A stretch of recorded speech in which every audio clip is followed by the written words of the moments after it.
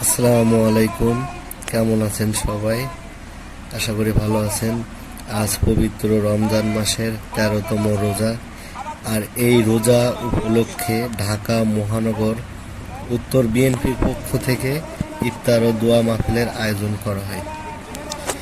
এই আয়োজনে 43 নম্বর ওয়ার্ড বিএনপির পক্ষ থেকে জনাব মোহাম্মদ আক্তার মোবারক এর উদ্যোগে ইফতার ও দোয়া মাহফিলটি সম্পূর্ণ করা হয়।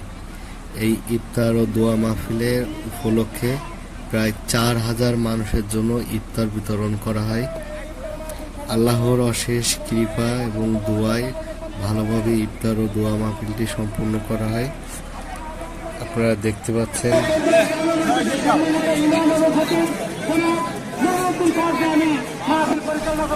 আপনারা সবাই ভালো থাকবেন, দোয়া করবেন। আসসালামু আলাইকুম।